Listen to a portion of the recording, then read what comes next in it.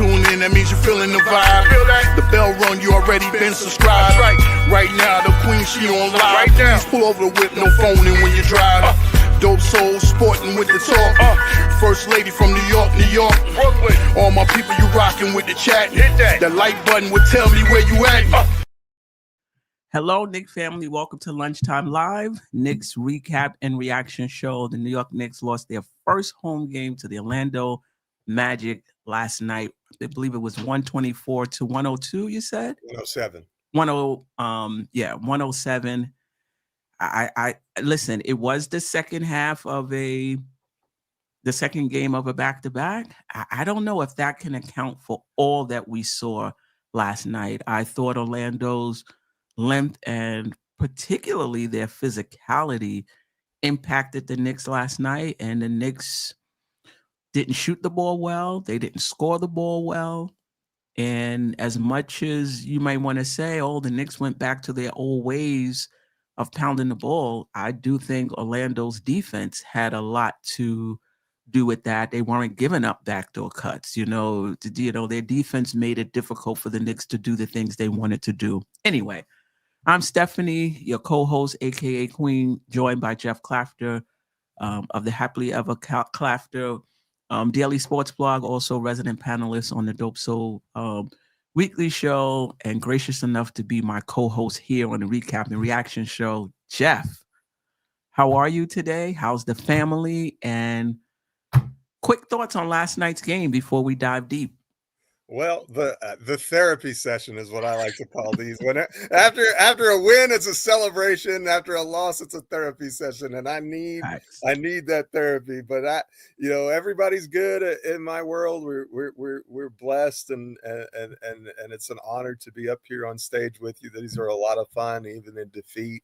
Yeah, and I guess that my big takeaway from last night was a lack of energy. Right, we didn't match the Magic's energy from Jump Street. They treated that game as they have most of our meetings, like it's their NBA championship. Like that's the game that they focus on their schedule. Oh, we have to beat the Knicks. And I think maybe it's because Knicks fans have such a big presence when we play them in Orlando that they just, it really is maybe it's that, maybe it's just, I don't think we treat Orlando with the same energy that they treat us, like in general, not just this game, but it really came back to haunt us in this one. And you saw it manifest itself in several ways. Lack of rebounding. I think we were minus 12 on the boards. A lack of fast break opportunities because it's tough to push the pace and run when you're not getting stops. And so I think that had a lot to do with it, but I just think we got out hustled, we got smacked around, and they wanted the game more than we did, and it showed. Yeah, I mean, when we looked at the two games before that, Brooklyn, and who did we play after Brooklyn? Was this the game after Brooklyn? No, we played Memphis. I thought the Knicks were just professional in their approach. Just came out with a lot of energy, a lot of urgency. And in hindsight, maybe it just looked that way because those teams are bad. And maybe the Knicks did come out with a sense of urgency, but Orlando was just too long, too physical, too motivated, that it looked like the Knicks didn't really show up. I mean, Jalen Brunson, they scored just 42 points in the first half, I believe. Jalen Brunson had 16 of those. Collectively, the rest of the Knicks had 26 points in the first half. And I remember sitting there saying, Jalen is on the ball a lot. Are we reverting to our old ways? And then after watching, the game, I said to myself, against teams that are not good defensively, you can get whatever you want. You could cut back door. It's there. The pass is there. You make it like, oh, look how the Knicks are moving the ball. They're cutting. Because those teams don't take away your first and second options. When you play a really good defensive team, you got to get into your offensive bag. They're going to take away your first, maybe even your second option. They may take away those backdoor cuts. on the drives to the lane, they may decide to stay home and not rotate over to give up the 2 as opposed to the 3 because, we have good corner shooters. I'm not sure if that's what happened last night. I would have to watch the game again to see that. But my overall point is when you're playing good defensive teams, they take away a lot of things. And so you do look like your offense has shrunk a little bit. And that's how it looked last night. I mean, we were into the third quarter, and I don't think anybody else was in double figures. So just talk to me a little bit about what you saw or didn't see offensively. Well, the ball, we had I think 20 assists on 39 made field goals or something like that. So obviously, and part of that is making shots, right? You're Right. not going to get assists when you're not making shots, but the ball didn't have the same energy that it had in the previous Mhm. games. But I think that, and I think it manifested itself. Specifically in the field goal attempts from Bridges and Anunoby, they combined to shoot the ball 13 times, Right. and I don't think that and Brunson shot the ball 23 times, and Mhm. he wasn't highly efficient, right? He had one of his subpar efficiency games that have kind of been more the rule than the exception so far this year. And Cat didn't have it going last night for whatever reason. He couldn't really get it going from the field, and he didn't get to the line. I think he only shot 2 free throws. So and he played well for the most part. You don't have to score well to play well. I didn't think Cat was bad last night or the reason we Right. lost, to be clear. Right. But as far as offensive process was concerned, Jalen was kind of one note. He got to the line a lot, which was nice, but that was really the only place he was highly effective, I would argue. We got nothing from anybody else. And when Josh Hart is third on the team in field goal attempts, something has gone radically wrong, in my opinion. And he only shot the ball 10 times. So, not enough attempts and not enough attempts by the right people. This was one of those Mikal Bridges vanishes into the bushes like Homer Simpson games, right? Like he has these once in a while, and he's had them his whole career, not just in New York. He did it in Brooklyn. He did it in Phoenix. Sometimes he just vanishes, and there you go. So I'm not overly concerned. It was, second night of the back-to-back. I kind of expected a lower energy performance from this group. I thought that this was kind of, I call them schedule losses, just the matchup that's at the wrong time for you. I think the fact that we didn't put Memphis away in that fourth quarter hurt us. I think that the legs were not there from the starters, and it was funny. The bench actually scored a bunch, but was still outscored by Orlando. So even there, when we had, I think it was 45-43 on bench scoring, even so, even there. And I think we were up. We were the one that scored 45, though. Oh, were we? Yeah, we scored 45. Okay. They scored 40. I was surprised the bench scored. I was surprised to see that the bench scored 45 points. Listen, I get the it's the second game of a back-to-back.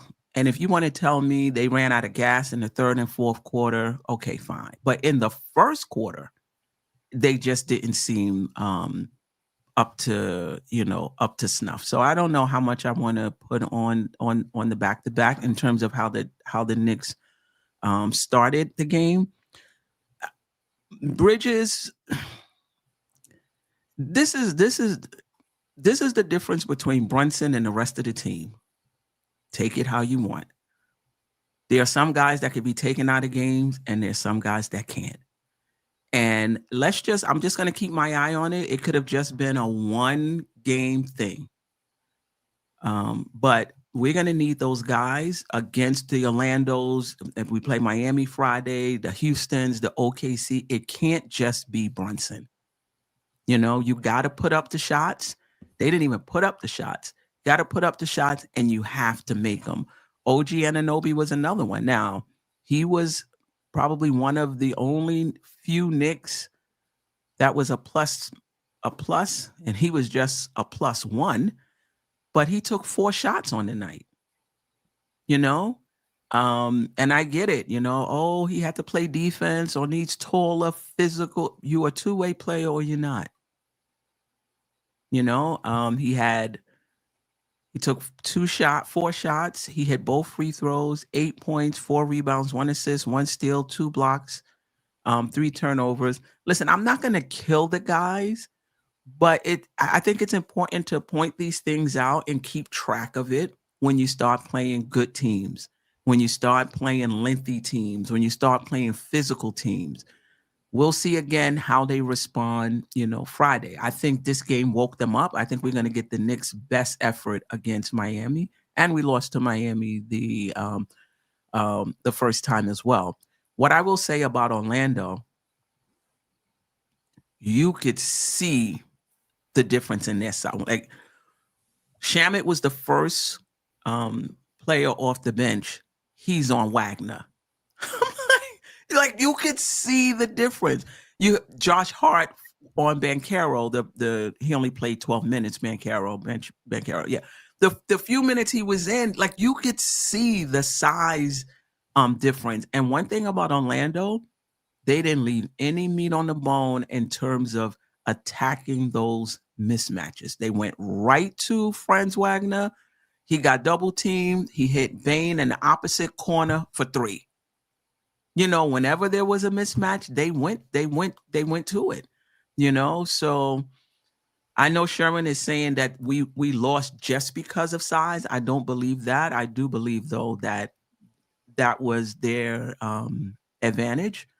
Some of our issues were our issues, but I do think that was a big part of it. Anything else about last night's game that stood out? I think that we shouldn't just pigeonhole it as a size issue, because without Mitchell Robinson in the lineup, we beat Cleveland in game 1, and they have size. So it's not purely about size. In fact, I think it's less about size as it was about effort and energy. We committed careless and reckless fouls. We were hacking and whacking instead of moving our feet and playing with verticality. We were -10 as terms of points at the free throw line. And I think we were -10 as far as attempts at the free throw line. And that was the major difference in the game. So I think if you just, and a lot of those fouls were silly fouls. And Mike Brown even said it's stuff that we can clean up. And so from that standpoint, I think that if you look at the box score, that is the major difference in the game. It's not like Orlando shot the ball extraordinarily well.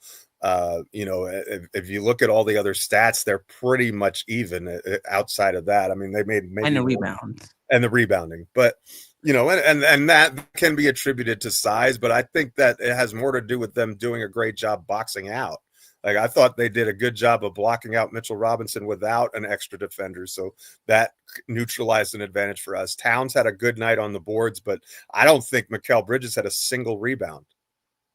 I don't think he had one. He had 0. And so, and OG, who's been a pretty good rebounder, had 2. So OG had 4. Yeah. So, you're talking about not a lot of rebounds from your guys who are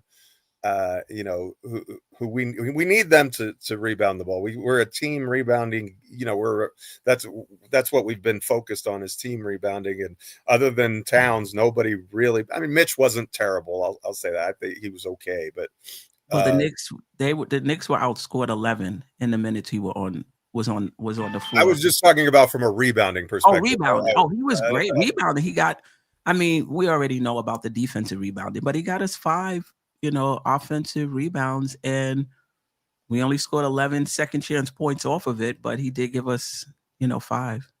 And the Knicks had 10 offensive rebounds, but just 11 second chance points off of it. I'm sorry, go ahead. No, you're good. So it's a long season. You're going to have games like this. Like, I think it's just part of the ride. It's part of the learning process. I think it's,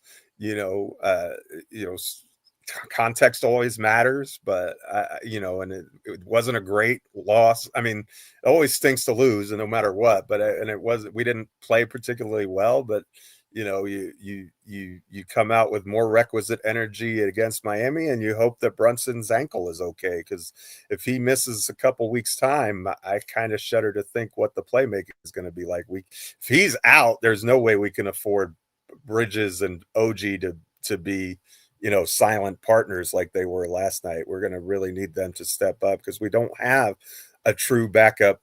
I mean, we don't have a true one on the roster outside of Brunson that's playable for starters minutes. I mean, Kolek is a lead guard, but he can't. We can't play Kolek for 30 plus minutes. There's just no way. And so now Clarkson is going to get tested. Deuce is going to get tested, and I think it's interesting that Deuce's minutes continue to be down. Like I don't know what it is, but Brown doesn't seem to be a huge fan of McBride's game. I think he likes Clarkson better, and I think he likes Hart better as well. You couldn't tell last night, Jeff. I agree with you. But last night he got 20 minutes. 10 of them were in the fourth quarter. But I think part of that, though, was the benching, if you want to call it that, of Hart, who didn't see any minutes in the fourth quarter, and Bridges, who only saw 2 minutes, in the fourth quarter. So I do agree with you. But Clarkson only got 11 minutes, I believe, something like that. So I'm not going to say I'm concerned about the rotation as much as I'll say I don't understand it. There isn't a lot of consistency. There's consistency in the players. There's a lot of consistency in how much minutes those players get. It can change from, game to game. And there's nothing wrong with it. Different coaches have different philosophies. Some coaches are, if you're not shooting well or playing well, I'm going to take you out. There's other coaches that say I'm going to ride with my guys and give them the opportunity to figure it out. The next shot could be the shot that turns, everything around. So every coach is different, but I'm just one who believes I would like to see 2 guys on that bench get 25 minutes, 20 to 20. I don't care who it is. 2, and then everybody else just kind of fall in line behind that. I think Clarkson is good for this team. I don't think 11 minutes is enough. Now, I don't have all the intel that Mike Brown has. I don't know all of the factors that's going into his decisions. We were small anyway. So it's not like, I'm going to sit this guy because he's small and play this taller guy. We were small all around. Is that a function of not trusting Yabusele to play well? Well, I think that's part. I'm not even talking about Yabusele, who only got 5 minutes. I agree with that. But I'm just talking about the other guys, like Clarkson with 11 minutes. Why?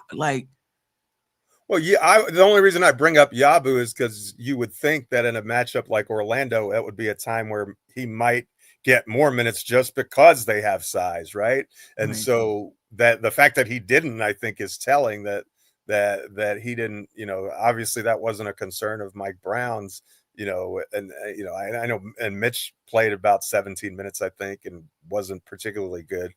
And then you had, Towns was in foul trouble, which seems like a forever thing nowadays. Mm-hmm. But, and Brunson had foul trouble last night too.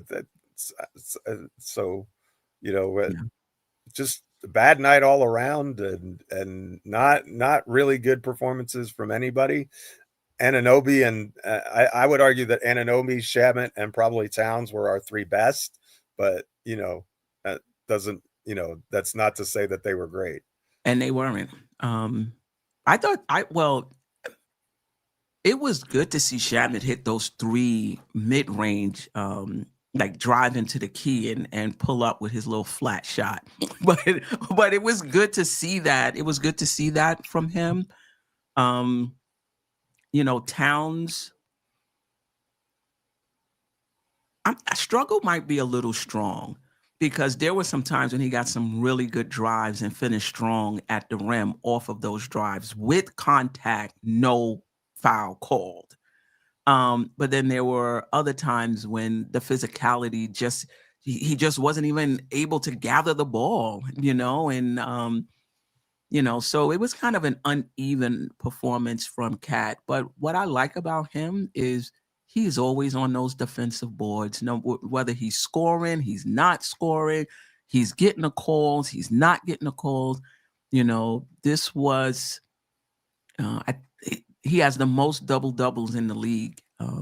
actually through the early part He's of had the one every season. game. He hasn't. He hasn't not had one. I think he's Yeah, been, and yeah. that's terrific consistency from. And look, I thought other than his shooting, which and I think the Orlando physicality and the lack of a whistle for him, like if Mhm. he got half the whistle that the Orlando bigs did or that Jalen Brunson did, he easily could have been at the line 10, 11 times instead of Easy, 2, easy. easy. And if that happens, I think it's a different game because then you have their bigs are in foul trouble, then they have to sit, and then it changes the complexion of the game. It's not why we lost, but it certainly is a factor. And I don't know why, but I think Towns gets an awful whistle. I think I think they're allowed to beat up and pound on him like they are very few players in the league. Like I wish he Facts. got the same whistle that Wemby gets, you know what I mean? Yeah. Or some of Mhm. these other guys. So not really sure what it is about Town. Maybe it's that he's such a finesse player that people just, I don't expect it. I don't know. He gets, but and then the problem is he lets it affect him on the other end, right? He starts complaining to the ref instead of, Mhm. instead of getting back on defense and those sorts of things. And and I don't want to pick on him because, like I said, he was one of our better players last night, in my opinion. But um, again, just a bad night of 1 of 82. You're not going to be at your best self every night, and and you're never as good as you are when you're at your peak, and you're never as bad as you are when you're at your low. And I think that this was one of our lows. So you power through it, and you go from there. But And you know what, Jeff? It could be that, or it could be more. It remains to be seen, right? This could just be a blip on the radar. This could just be the second half of a back-to-back, dead legs, Knicks not matching their physicality, which is a must. If you don't match your team's physicality, you don't have a chance. You're gonna get bumped off your spots. You have to match the physicality. It could just be a blip on the radar, or it could be, you know, is size going to be an issue for the Knicks this season? How are the Knicks? How's the Knicks offense going to perform against these really good defensive teams? And the further you go into the playoffs, usually the better the defensive teams are. So I'm hoping it's just a blip on the radar, but it's something that I'm keeping my eye on in terms of our size and in terms of how do we play against the good defensive teams who are able to take away your first and second option. Are the Knicks, you know, on point enough to figure it out and be able to, convert on the third and fourth options off of their actions, if it goes that far. so here's my question. Where is the significant size difference between this roster and last year's roster? Because I keep hearing about size, and Detroit and this and that. We beat Detroit in the playoffs last year with their size. So I'm not really. I'm just trying to understand. And if you're just saying that size is going to be a problem this year and it wasn't last year, then okay. I don't think size was the reason we lost to the Indiana Pacers. Like what really are we talking about? What's that? Because I don't where is the difference size wise between the Precious and Yabusele? Is that what we're But talking about? Yabusele is not even playing, and Precious played more. I don't know, Jeff. If we roll out, it's well, one, Josh is playing less minutes, right? He's not. He plays bigger than he is. So he's no longer playing 36, 37 minutes. He's playing 20 minutes. So that means there's more Shamits. There's more Shamits and Clarksons and things of that sort. You might be right. It may be just an overreaction to Orlando, but it was so apparent when you saw Hart on Banchero, when you saw Shamit on um, Wagner, it was really, really apparent. But I hear what you're saying. We weren't that much bigger, if bigger at all, last year, and we made it work. So, And you know, and so and the other thing is, yes, there's a size mismatch, but that also offers opportunities on the other side, right? right? In other words, yes, they have size, but if you have speed and quickness, you should be able to take advantage of some things on your end as well. We saw that in the Detroit series last year. So how much of it was the Knicks not taking advantage of the opportunities that we had, based on speed and some other things, as opposed to, just the size. I think we get too caught up on some of these things. Our backcourt is small. Our backcourt was small last year. It's not significantly different. Like the big change, I guess, is Clarkson instead of Campaign and Landry Shamet in the lineup. But it's the same size guys that we had last year that won 51 games and made it to the Eastern Conference Finals. So I to chalk it up as just a size problem. I'm not saying it's I don't think it's just a size issue, but it would be nice if the Knicks can bring in a little more size. That definitely helps. With that at all, for sure. It would be great to have another wing who could, you could bring in who's 6'7" plus and do some things. Absolutely, but that's not coming. So, hopefully at the trade deadline it is. But I will say this though, also, you're right that it's not an automatic that size is going to win out over speed. But look at our speed guys. First of all, Clarkson only played 11 minutes. So if you're saying like, all right, they got bigs, let's take advantage of them. Deuce is not somebody that's going to take somebody off the dribble and get in the lane. Shamet can do it, but that's not really, his game as well. So being small, you can take advantage of their size if you have those types of players, though, that can take advantage of it. And I don't think we do, other than Brunson and Clarkson, who only played 11 minutes. Hart also, who only played 18 minutes. So you're right. We will, we did okay, more than okay last year with pretty much the same 3-guard lineups. Let's see. All right, I'm going to get to the chat. Real King, the Knicks are overmatched by these good teams, but the fans will not allow themselves to see it yet. I'm not sure if I'm ready to say that after just losing to Orlando. Like if we start losing to all the good teams, then we can have that conversation. But I'm not ready to say that after losing to a team that was 5-6. Coming into all the good teams last year, we were 0-12. Remember, and when the playoffs came, we won 2 rounds. So I mean, this stuff is.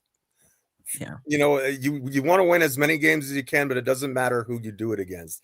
Everybody wants to. The Orlando game is the recent game. Cleveland has plenty of size. We beat them in the opening night without problem. So right. It's not that we're incapable of beating a team with size. We literally beat the Detroit Pistons, who everybody's clamoring about their size, last year in the playoffs in the first round. So we're certainly capable, even with this group of Smurfs, as you guys apparently seem to think it is, of winning basketball games. So let's not get carried away with our record against specific teams and this and that and the third. And I think that's I don't think that's productive.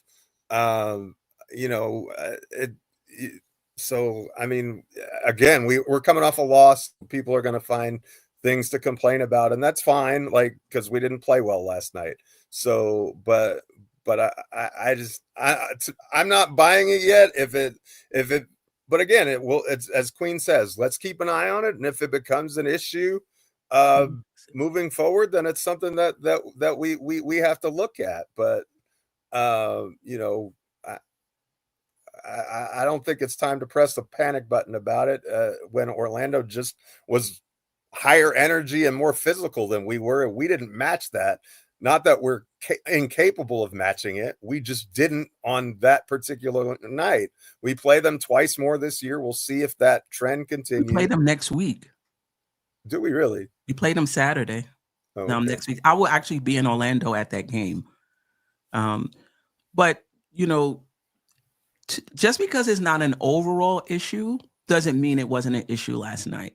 Like I hear what you're saying. Like the length is not an overall issue for the team, but last night we seem to struggle. Against it.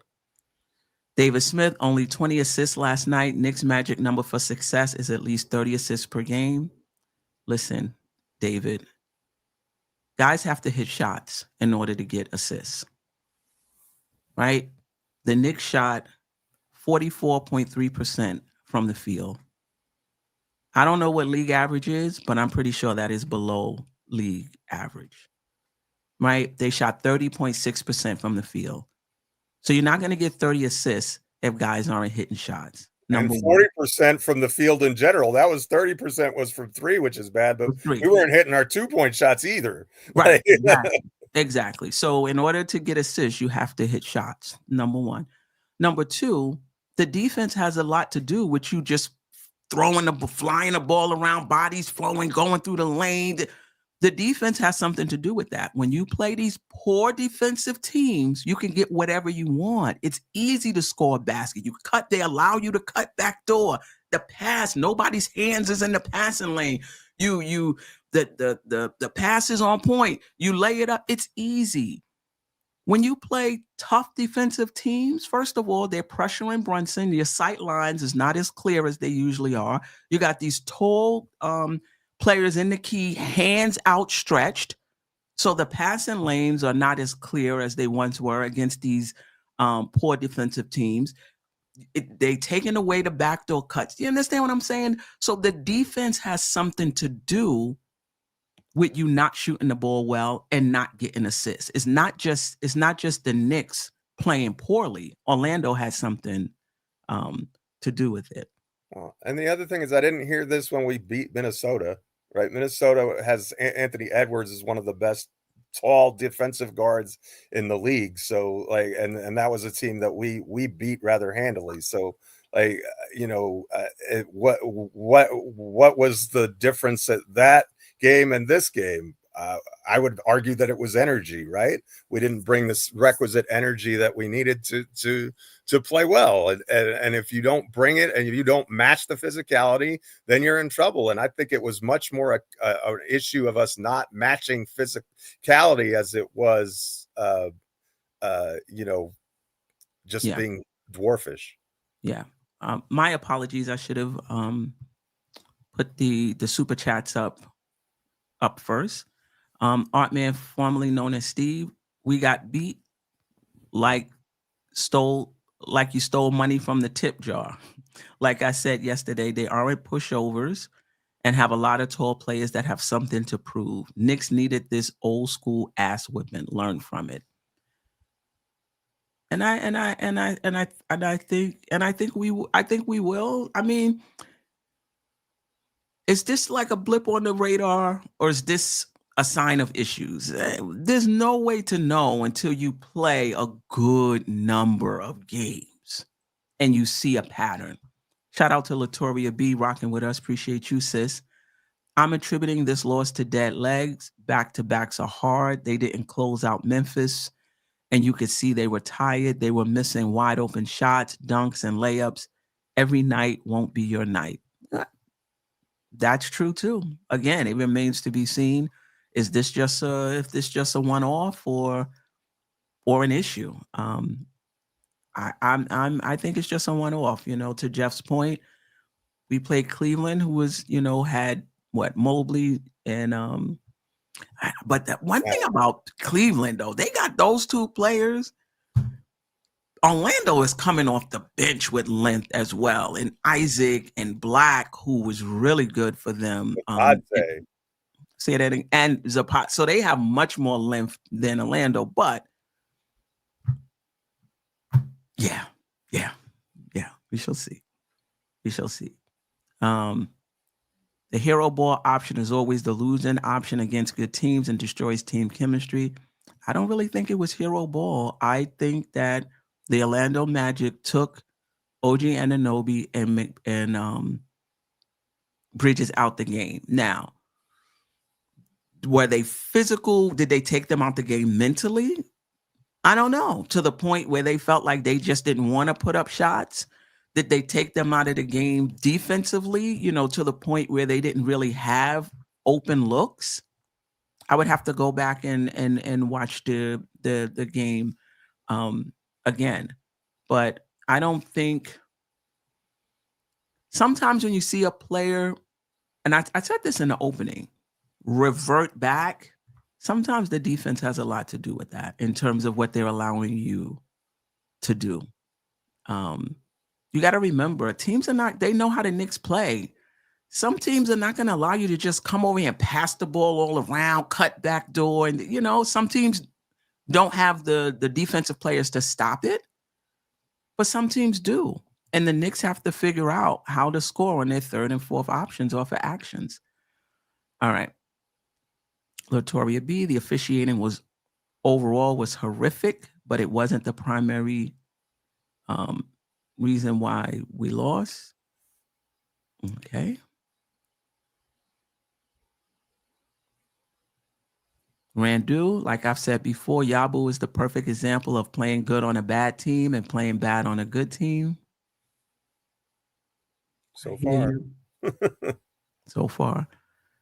Kerry Cox, they locked down Cat. Only player that had a decent game was JB. I think their length bothered him. I think the physicality bothered him. But I do think that he also had some really good plays too. Really good drives where he finished through contact, and I thought should have gotten a whistle. And to Jeff's point earlier in the show, if they would have called it the way they call it for other bigs, the way they call it for JB, he could have easily. I mean, Jeff said 10. I think he would have went to the line more than that. He say what you want to say about OG and Bridges. Cat was down in there battling. He was down in there, battling. Did he turn the ball over a lot? Just 2 turnovers. He was fumbling a lot. You thought he had more than that, but he had just 2 turnovers. What'd you say, Jeff?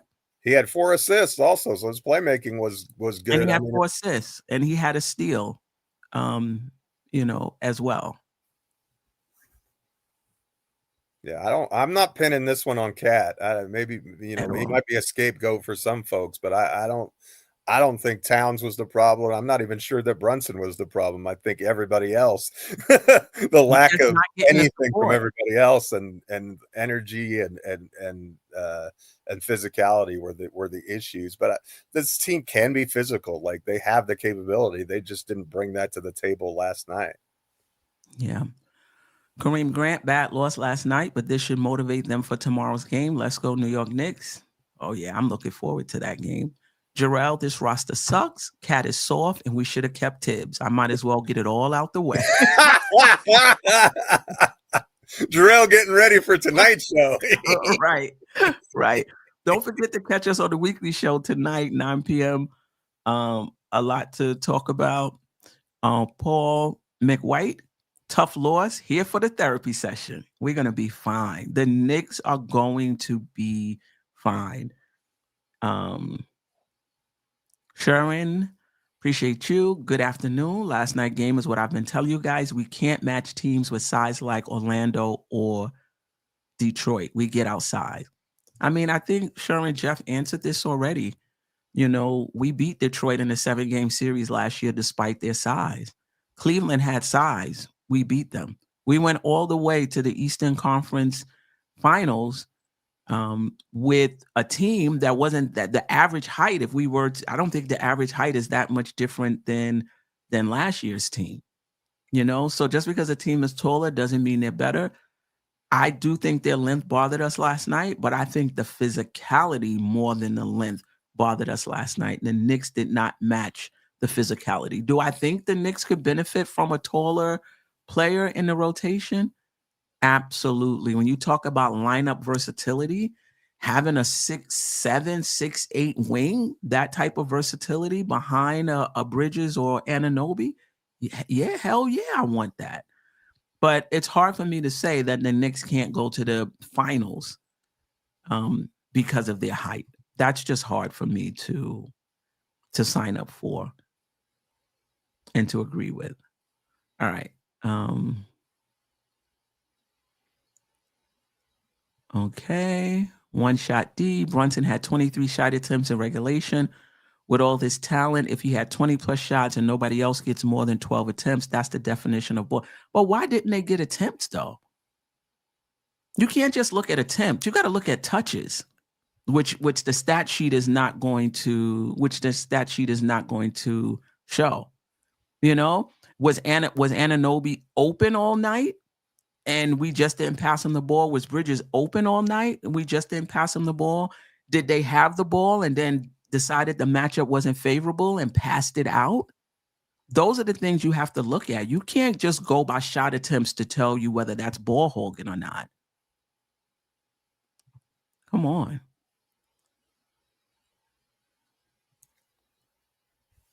All right.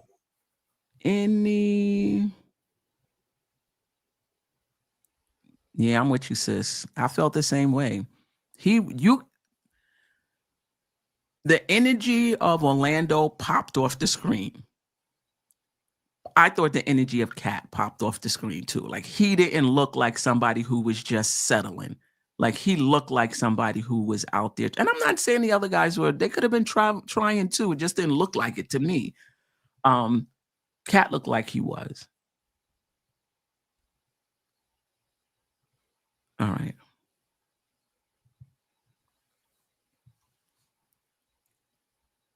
All right. Anything else? I mean, we could talk about this tonight. I want to talk about the rotation a little bit more tonight. I want to talk about Brown holding guys accountable. I'm seeing that a lot on X, always holding guys accountable, but how exactly is he holding them accountable? Calling them out in press conferences. Is that a potential issue? You never know how players are going to take that. So we'll talk more about that. We'll talk more about that tonight. Anything else? Thank you to the chat. We love you guys. Appreciate all your opinions, and I love the disagreement and the different takes.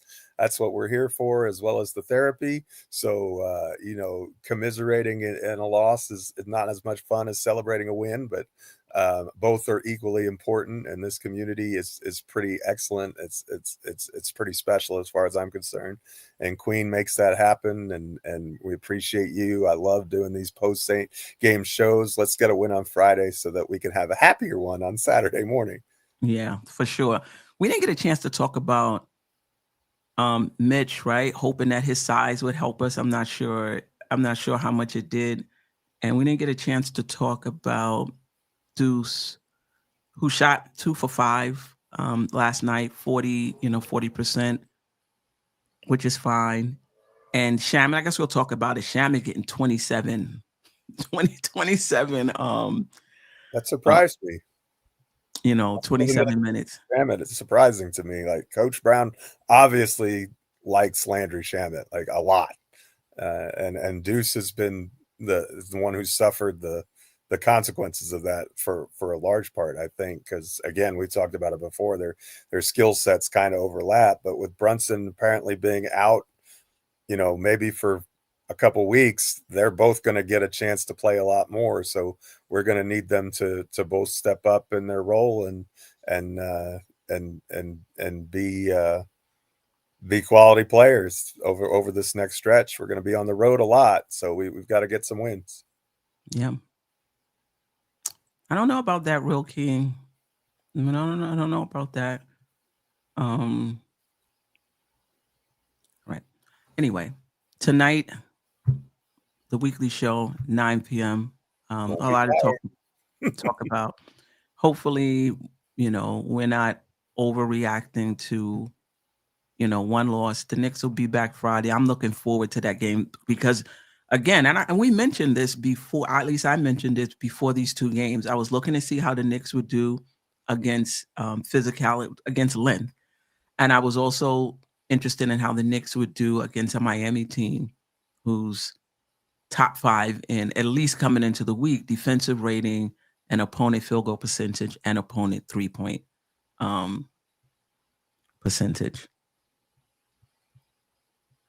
All right. Okay, you gave your last words. All right. Family, appreciate you. See you tonight. Replay gang. Appreciate you. Silent listeners. Appreciate you as well. Until next time. Peace. Sister, you one of a kind. Yes. Oh, sister, it's time you That's shine. Dope soul. Where you at? Where you at? Dope soul. Where you at? Where you